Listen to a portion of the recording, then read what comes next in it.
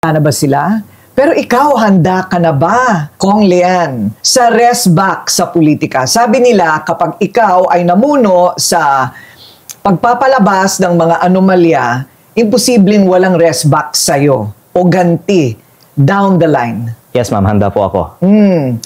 Ano ang sandata mo? What is your armor? Hindi ko naman po kasi plinano na pumasok sa politika. Last year po, nasa negosyo ako at dahil naisip ko na mas makakatulong ako kung pumasok ako sa politika, sinubukan ko po itong first term ko. Pero kung maraming mga galit sa akin ngayon sa politika dahil nilalabanan ko po ang mga kickbacks at may magiging backlash sa mga bunyag ko, then I think that I can leave this job anytime. You can leave the job anytime. Okay, before we go ahead with all of these revelations, ang tanong ng marami, paano naman yung napakabata ay umama ng ganyan? Talagang medyo napapalunok kami pagka naririnig namin 300 billion. Is it dollars or pesos? Hindi naman po yan yung akin, ma'am. Oo. Yun po yung halaga ng projects na i-develop ko. Okay. Bilang isang developer, may idea ako noon na sa Nueva Ecija, malapit lang sa Maynila, pwede kang magkaroon ng solar power plant na mag-supply sa Maynila. At noon walang naniwala na ganong kalaki ang potensyal ng solar. Kaya over 6 years, nag-consolidate po kami ng mga ingredients para sa proyekto at nung biglang kinailangan ng Meralco ng supply ng renewable energy, ito po ang nagiging source ng renewable energy ng Meralco.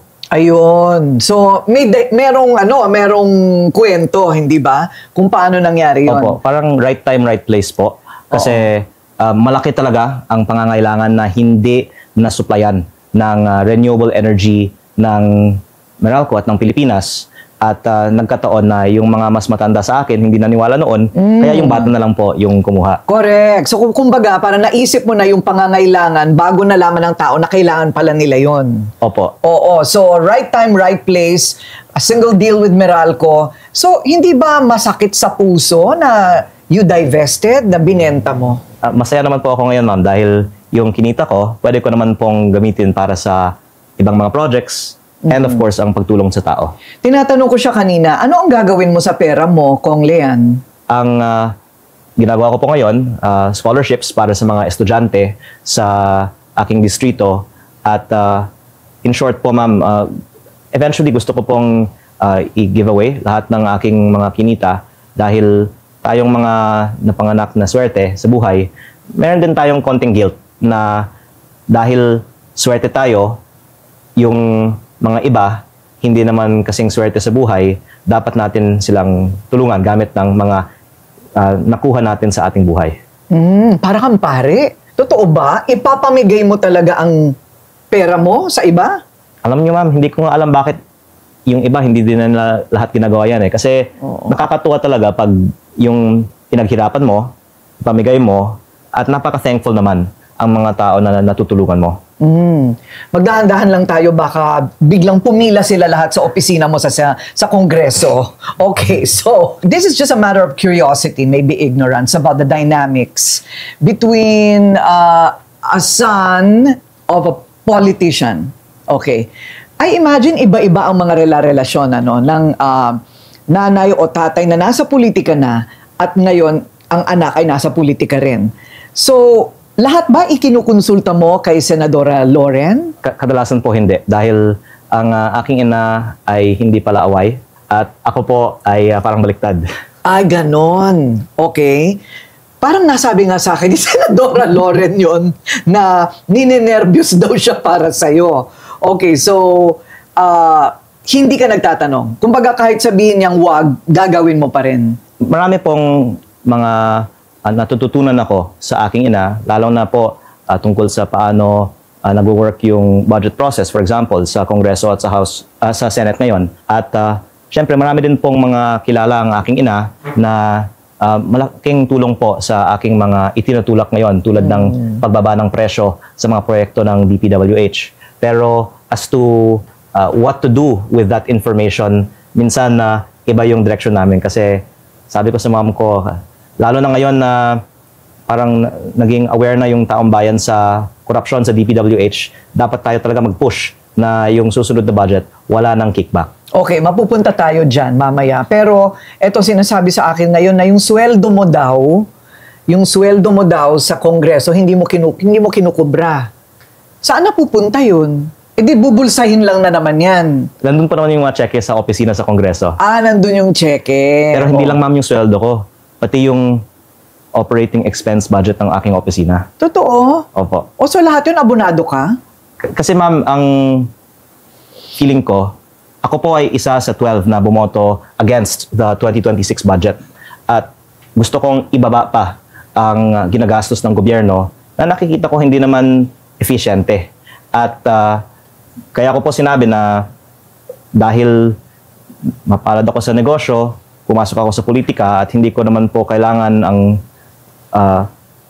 income mula sa trabahong ito, yan po ang nagbibigay sa akin ng independence na tumulak ng mga naiisip kong tama. At ang isa dyan ay dapat bawasan natin ang government spending at ibaba din ang buwis, lalo po ang VAT.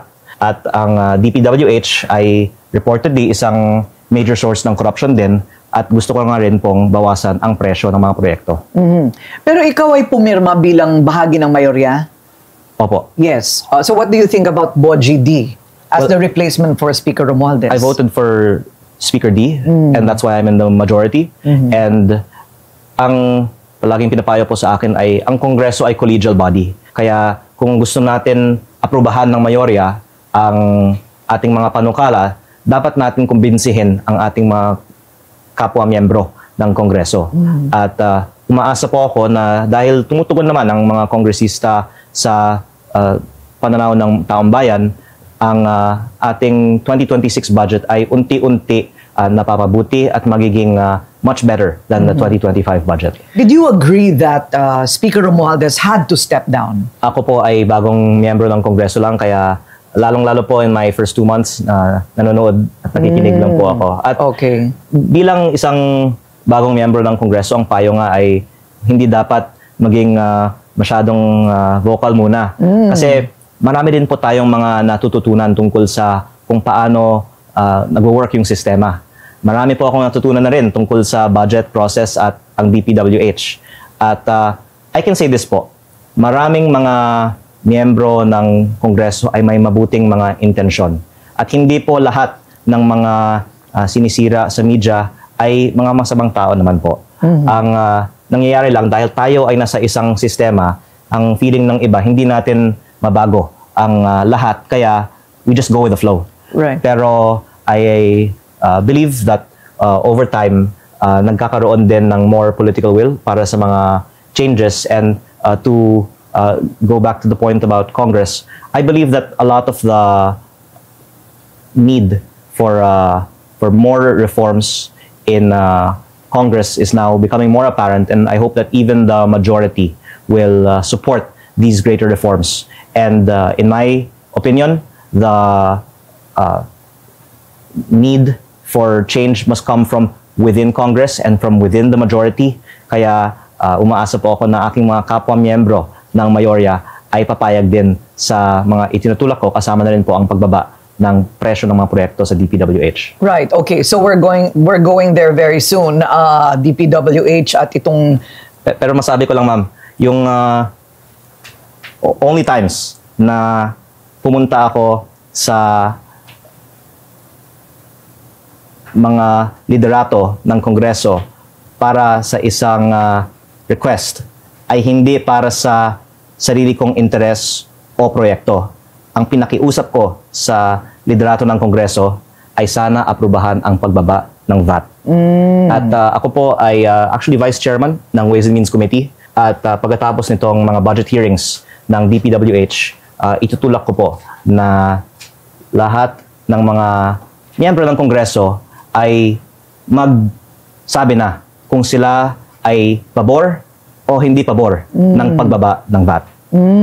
Anong tingin mo? Sasagutin nila? Kung tanungin mo sila, wala naman sigurong mga maglalakas ng loob na magsasabi na ayaw nilang bumaba ang VAT.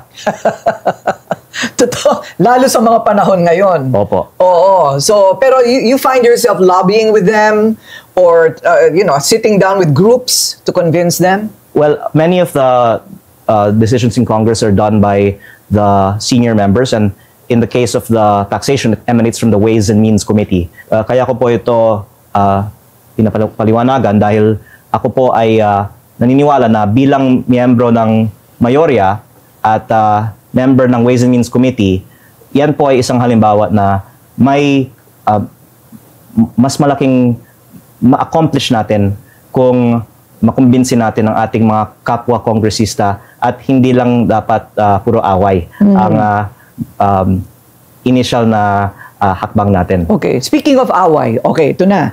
Dapat bang mag-resume ang congressional investigation on the flood control projects? Ang pananaw ko po, ma'am, ay napakahirap na makakuha tayo ng results from congressional investigations for many reasons, and I believe Congress also agrees.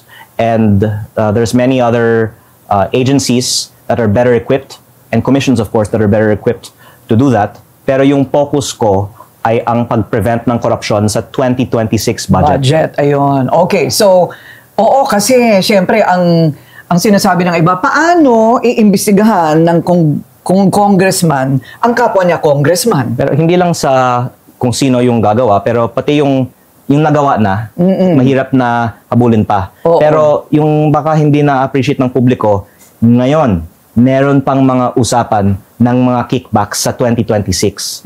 At yun yung sa tingin ko, mas madaling maiwasan. Okay. Dahil ginagawa pa lang ang budget na popondo sa mga kickbacks na yan. So itong 2026 budget, pagka na-discover ninyo kung sino yung gumawa ng mga insertions, you're willing that particular investigation happens in Congress. Magpapatawag kayo ng kapwa nyo congressman o magpapatawag kayo ng senador? I believe that we should be transparent on who proposes the projects in the DPWH budget. And pag may transparency tayo, then natural na sasabihin nga ng tao, dapat natin revisahin ang budget. Pero sa ngayon, marami pong mga hindi nakakaalam ano yung laman ng budget. Actually, yung DPWH budget po kasi ay ganitong kakapal at hindi po siya sinasummarize. Pero meron po akong summary dito ng magkano yung nakuha ng bawat rehiyon ayon sa work ng aking staff. At nakikita nga natin dito na yung mga malalaking rehiyon, mas maliit pa yung budget na nakukuha kaysa yung mga iilang mga maliliit na rehiyon. For example, ang nagwagi ay sino may pinakamalaking budget sa DPWH? Well, malaki pa rin yung malaking rehiyon, pero on a per population basis, may malaking budget ang, pasensya na po, Cordillera. Cordillera. Opo. Pero last year naman, hindi Cordillera, Mimaropa. Kailangan ng Cordillera at ng Mimaropa ng malaking budget. Pero yung mga napopondohan na mga proyekto ay mga proyekto na hindi naman din napapakinabangan ng mga tao. Tulad ng? Well, sa 2025, 30 billion sa Oriental Mindoro flood control. Ang mga taga Oriental Mindoro ay sabihin mo 200,000 families. That's 150,000 pesos per family. Siguro naman hindi flood control ang pangunahing pangangailangan nila sa 150,000 pesos. Pero because hindi binabaha ang Oriental Mindoro. At may iba pang mga pangangailangan sila. Katulad ng halimbawa, housing, classrooms. Yun po yung itutulak ko sa aking distrito. Pero kung tingnan natin dito yung Region 4A, para sa lahat ng mga nakikinig na taga Calabarzon, 2,767 lang per population, or sabihin natin wala pang 10,000 pesos per family ang share sa DPWH budget ng Calabarzon. Parang nasanay na tayo na puro trilyon at milyon. Ilang milyon? Parang yun ang naiintindihan ng tao. Okay, ang 2026 DPWH budget are 600 billion pesos. At ang share ng Calabarzon ay wala pang 10%. Wala pang 50 billion sa 600 billion na yan. Pero tayo ay nagko-contribute ng almost 16% ng ating GDP at population. Kaya bilang kinatawan ng Batangas, ito yung itinutulak ko na sana magiging base sa populasyon at sa pangangailangan ng alokasyon ng budget. At muli, hindi naman po ito dahil hindi dapat bigyan ang ibang mga rehiyon. Pero ang lumalabas po, hindi ayon sa pangangailangan, ayon sa kung saan pwedeng pagkakitaan ang alokasyon ng budget. Where do you start? Eto ngayon, maganda yon ano, na nagkaroon ng summary. Kasi parang hindi nga natin nakukuha yung summary na yon. Ngayon na nakita mo na itong summary na ito, ipepresenta mo ngayon ito sa inyong hearings, right? Opo. What kind of reaction are you expecting? Well, syempre, ang mga iba gusto nilang proteksyonan yung Budget nila. budget nila. Pero, ang starting point should be transparency. Hindi lang po kasi dahil sa halaga, pati na rin po dahil sa proponent. Correct. At ang akala ng iba, sa Kongreso lang nagkakaroon ng insertion. Ang isa din po sa mga i-discuss ko ngayon ay mas malaki pa ang mga insertions sa loob ng central office ng DPWH, sa National Expenditure Program, at hindi galing sa congressman. Ilang mga insertion galing sa mga kontratista. At meron po akong mga text messages dito galing sa aking dating district engineer na siya po ay nagsabi, meron pong mga kontratista na nagsasubmit ng mga proyekto for funding ng DPWH at yun nga po ang lumabas sa non-allocable budget ng aking distrito. Kaya ang isang ma-actionan ng Kongreso at Senado ngayon ay hilingin na ilabas ang mga detalye ng mga non-allocable projects under the so-called leadership fund ng DPWH para malaman natin ano yung mga proyekto katulad nitong ehemplo na ipinasok ng mga kontratista dahil ayon po sa mga testimonya sa mga Senate hearings, meron daw pong kapalit pag lumabas ang mga proyekto sa net ng DPWH. So kaya mo sila nabuko bilang bagong upo na kongresista na alukan kayo? Nung ako po ay bagong upo, nilapitan ako ng maraming mga kontraktor na nagsasabi pwede nilang ipasok ang mga proyektong ito sa aking distrito at bibigyan nila ako ng 5% parking fee pero may usapan na raw sila sa DPWH na sila ang gagawa ng proyekto. At sa mga proyekto naman na allocable sa akin, ako naman po ang pwedeng pipili ng mga kontraktor at kung pipiliin ko daw sila, pwede nila ako bigyan ng 25%. Ito ay para sa mga 2026 projects. Pero sa 2025 projects, meron mga na-award na sa mga kontraktor pero para hindi namin silipin ang substandard na gawa, meron din mga nagpahiwatig na gusto daw nila magbigay sa akin ng mga donasyon. At meron nga pong isa na nagpadala na ng isang bag na may 3.1 million pesos at may resibo na ito po ay para sa 4 na proyekto.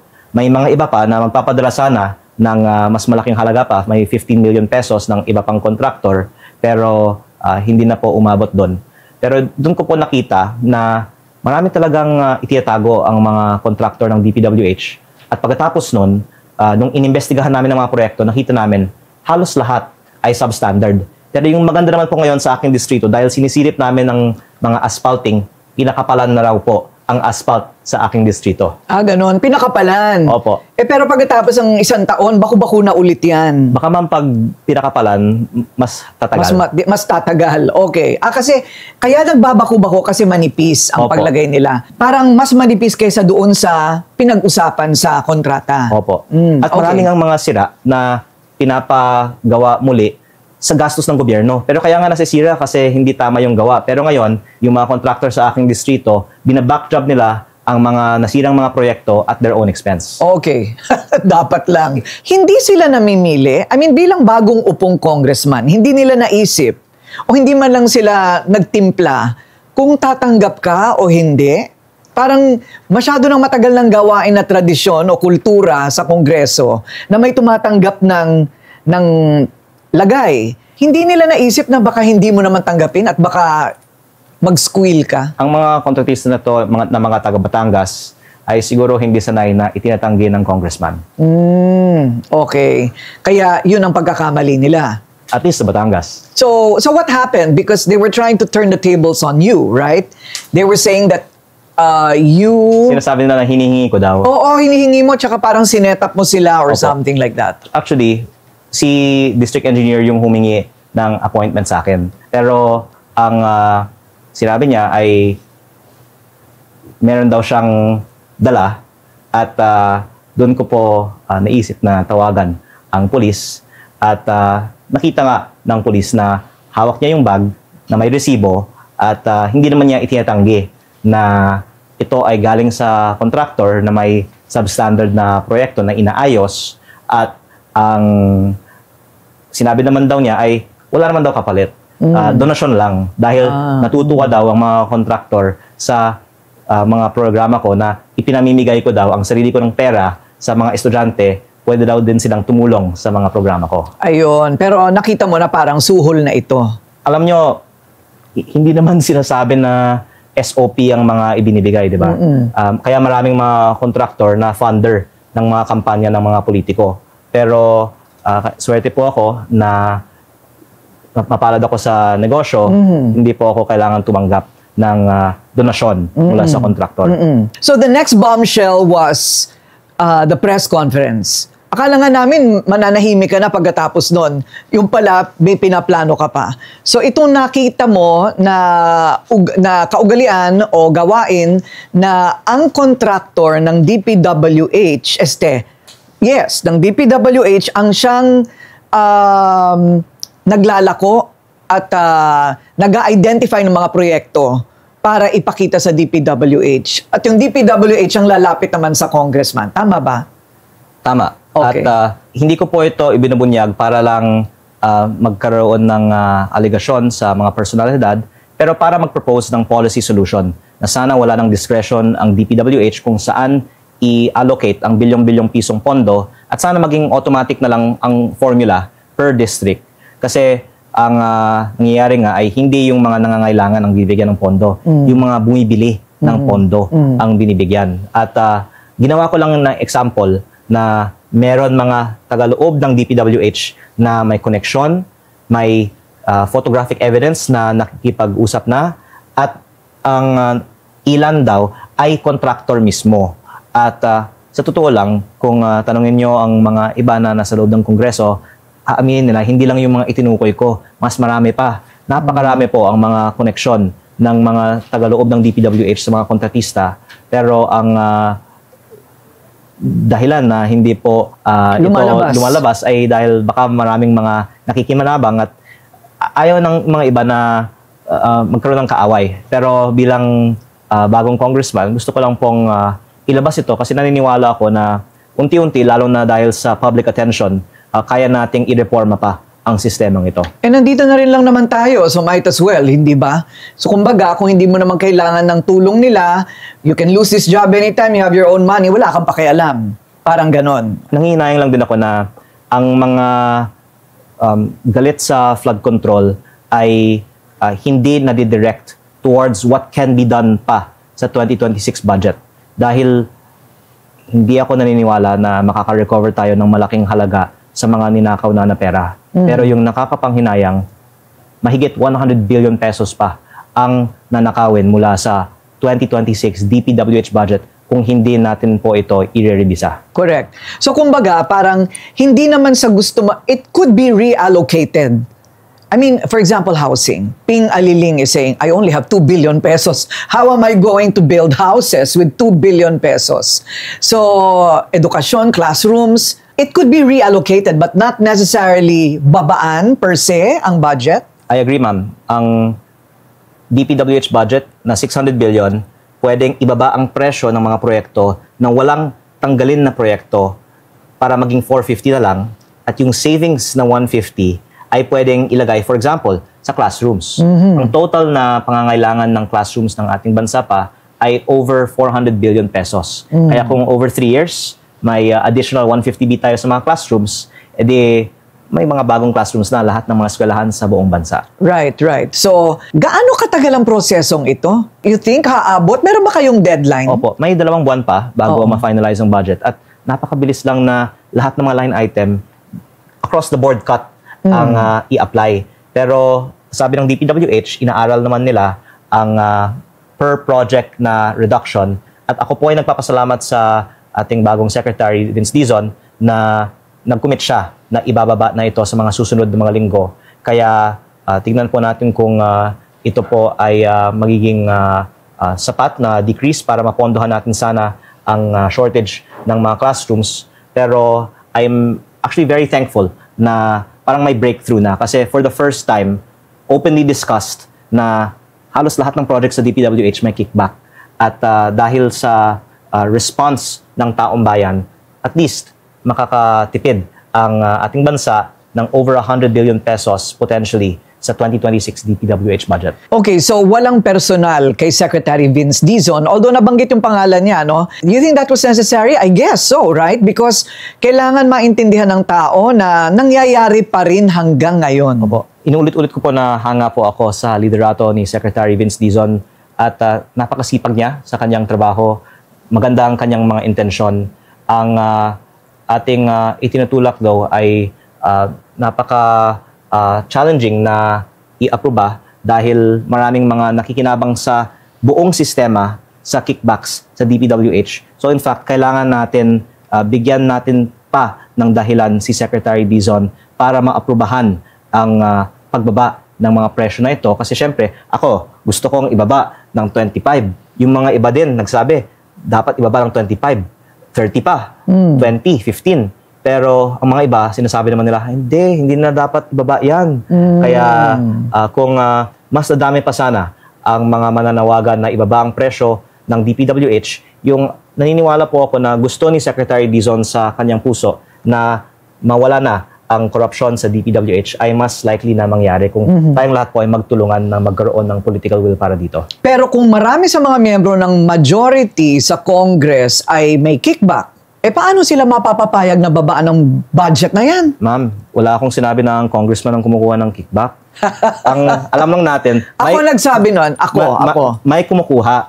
Okay. At kung boboto sila para ibaba ang presyo ng mga proyekto ng DPWH, yan ay patunay na hindi sila kumukuha ng kickback. Kaya okay din ang style niya. Sana lahat tayo ay boboto para ibaba ang presyo at ipakita natin hindi tayo kumukuha ng kickback. Correct. Okay. Good luck to that.